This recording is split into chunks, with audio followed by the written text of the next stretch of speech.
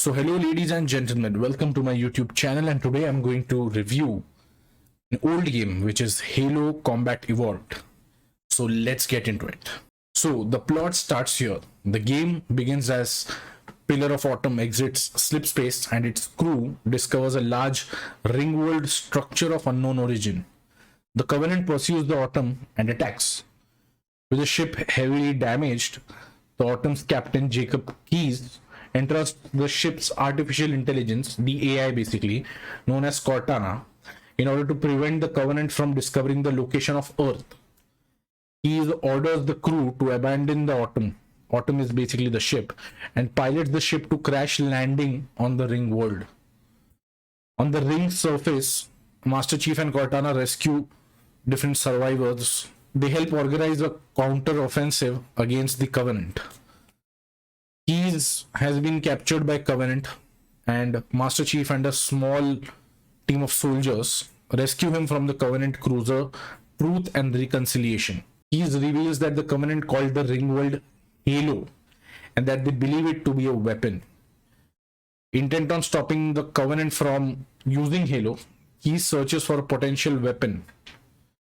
While Master Chief and Cortana mount an assault on the Ringworld's control room, there's a whole assault which Master Chief carries out. Cortana enters Halo's computer systems and, after discovering something, sends Master Chief to find General Keyes to stop him from continuing his search. And while searching for the captain, Master Chief, he encounters a new enemy. It's called a parasitic flood. Basically, they refer to it as the flood. The release of the flood, it prompts the Halo's defenses, and there's a caretaker, an AI.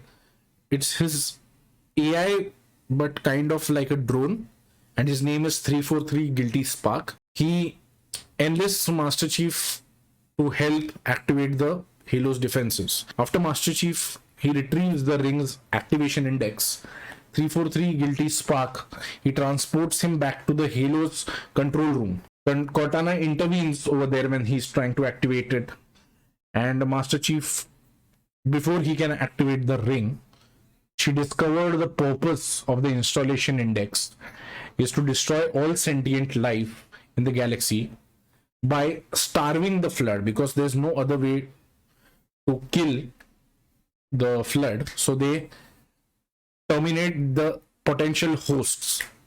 When Cortana refuses to surrender Halo's activation index, 343 Guilty Sparks attacks her and Master Chief. And to stop Halo's activation, Master Chief and Cortana, they decide to destroy the installation. And Key's neural implant is needed to destroy the Autumn and Halo with it. Master Chief returns to the Covenant cruiser Truth and Reconciliation, and he finds Keyes has been assimilated by the flood. So retrieving the neural implant is possible, but not saving Keyes. So with the neural implant and with the activation code from Captain's remains, Master Chief returns to the Autumn and he manually destabilizes the ship. He escapes the detonation in one of Autumn's fighters, while the majority of remaining Covenant, UNSC forces, and the Flood are destroyed along with the Halo. Cortana justifies their sacrifices and believes their work to be finished, but Master Chief states that they are just getting started. This is the first part, and I think somewhere in the post-credit, 343 Guilty Spark is shown to be survived Halo's destruction, because you're going to see him in the next game. Let's move on to individual levels. So the first mission is called Pillars of Autumn, and this level starts in the ship called the Pillar of Autumn, where Master Chief, the character we control, is woken up from a cryo sleep. You look around and there is a whole calibration sequence. And I love how they incorporated the whole gamepad calibration, the controller calibration, and the tutorial in the story and the gameplay. They familiarize you with the UI, with the controls in this level. Few important characters are introduced like Keyes, Master Chief, Cortana, and you get to see grunts and elites, which are type of aliens from the Covenant in this round. And this level basically introduces you to all the characters and weapons in the game. Not all weapons, but a huge chunk of it. And you start off with a pistol and a battle rifle. You can also pick up the remaining weapons of the alien covenants, which are fallen on the ground. So you can use those plasma pistols and grenades and plasma grenades and needler, everything. So this second mission is called Halo. And I'm not going to lie, it's my favorite mission in this particular game, not the series. And it starts off with us being on a ring planet, after crash landing over there. And the mission is to reach a Covenant alien base, and where the rest of the team is stranded. Okay, it's not just the base, the whole area. We have to find our team. We get to see Covenant ships, and you get introduced with my favorite vehicle, which is the Warthog. So that's a pretty big deal for me, and the first time I played this, I was shocked. It's so good, at least I think so. So you get to see these vehicles, and you get to see these alien ships, the Covenant ship, the Covenant pods like ships, which are called Banshees. You get to see them. You don't get to ride them in this one. You get attacked by them, so you get the first look over here. We also get to see jackals over here. Jackals are these creatures which have these plasma shield, so it's very difficult to hit them with the needler. You have to sometimes go and you have to like melee attack them and then shoot them because of their shield, or you have to throw grenades sometimes. It gets quite difficult to hit them with the needler because of their shield and all. There are like these different points on the map where we have to help out our team. They're stranded. We have to help them out till the Pelican, which is our Quinjet, which rescues them. Until it rescues them, we have to help them out and fight like these waves of Covenant aliens. My favorite part about this level is the Warthog. The third mission is the Truth and Reconciliation. This is basically a rescue mission. During the autumn crash, General Keyes gets abducted by the Covenant, and he's on this alien cruiser, Covenant cruiser, which is called the Truth and Reconciliation. And so the mission is to clear out the area below the ship and board the Covenant ship. In this level, we fight off previous aliens, and there are this new type of aliens called Hunters. They're a bit difficult to handle when you're new to the game, but after you come to know about their weaknesses, you can do it quite easily.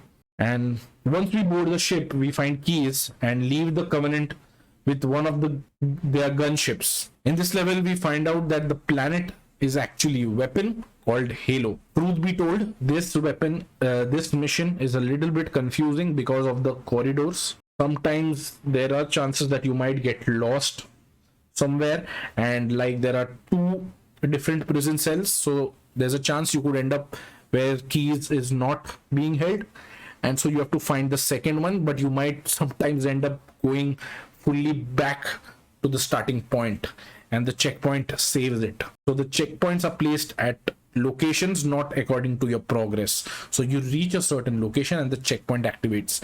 So if you go back, the checkpoint will still save that. So when you respawn, you're still going backwards. It's not like you're going towards the mission. The checkpoints are placed at locations. The fourth mission is the Silent Cartographer. In this level, we are dropped near a Covenant facility.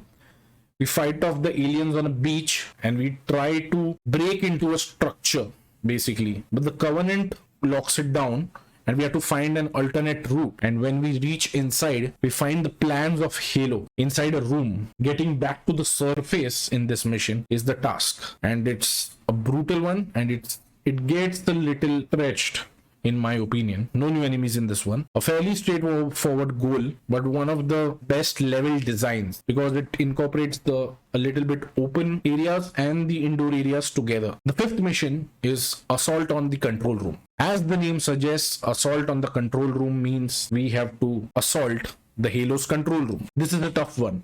You have to drive a tank and Covenant vehicles like Ghost and Banshee. The Ghost is really awesome.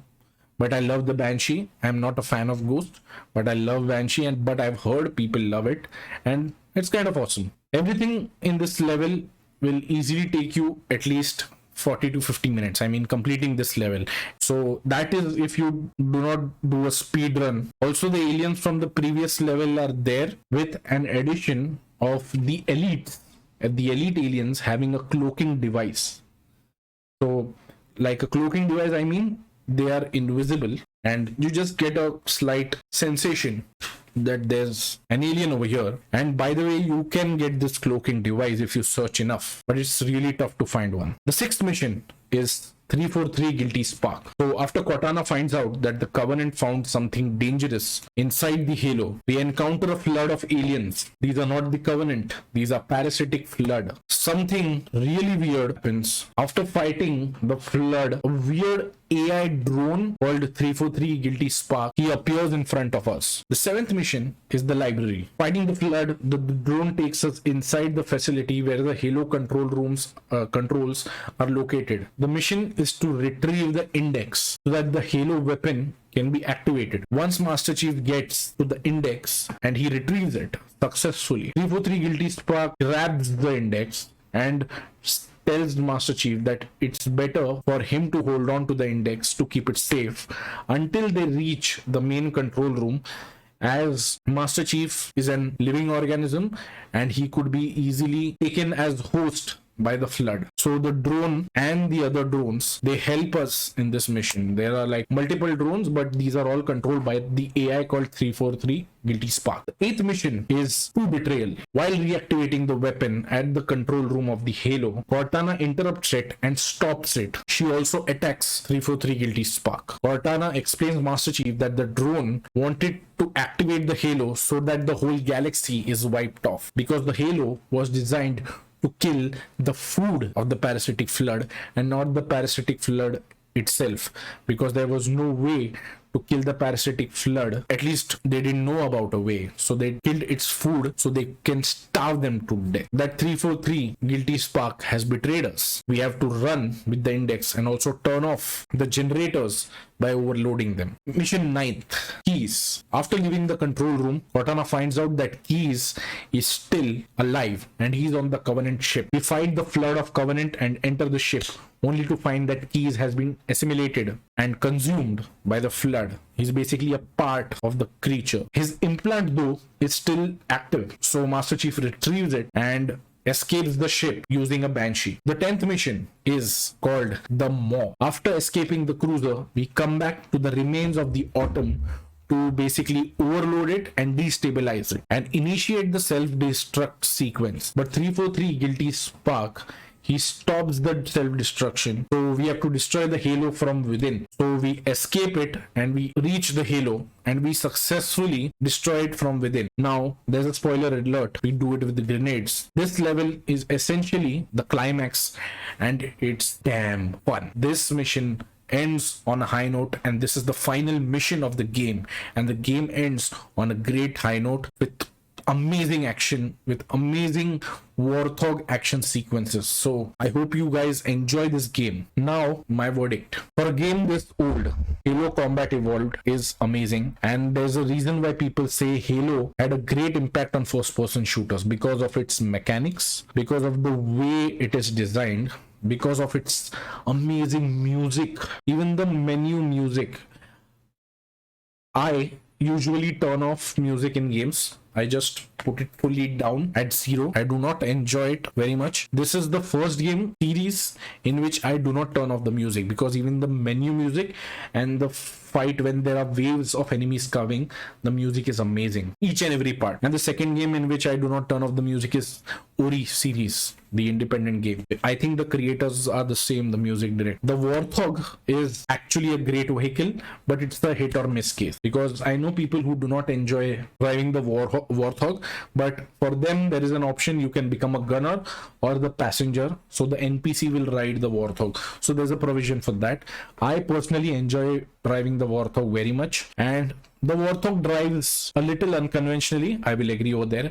It's not RT and LT for accelerator and brake. It's actually the analog sticks for front and back and for right and left. It's actually pretty difficult to ride it, but once you get the hang of it, you will enjoy it. Unstableness of the Warthog is what makes it special. The Covenant ships, the alien vehicles are also amazing. The Ghost, the Banshee, they are great. You cannot drive the Covenant tank in this one, but the rest you can do. The alien classes are very amazing.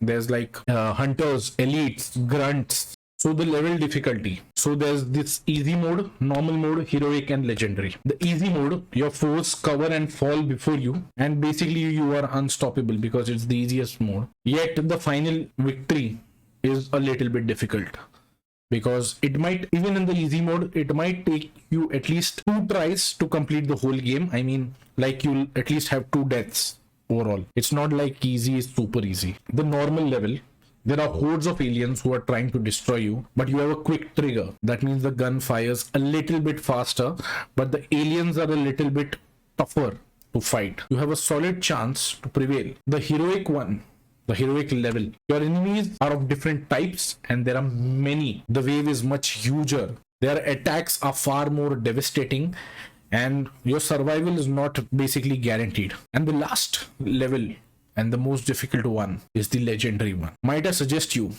do not play this one alone. You will definitely need a co-op to complete this game at legendary, because you are greatly outnumbered by your enemies and they are literally hunting you down. So it's very difficult to survive even for like 2 minutes. The most I have played this game at the difficulty is heroic, and even that was too tough for me. Thus my sweet spot is normal, and some missions I can do heroic, but missions like the flood, where the flood is hunting you, I cannot do even that at heroic. So forget about legendary. So that's it guys. I hope you guys enjoyed the video. If you enjoyed it, please consider liking the video, sharing it with your friends, commenting down below what you think about it. If there are some constructive criticism, it's always welcome. Please consider subscribing to the channel, as it makes a lot of difference to me.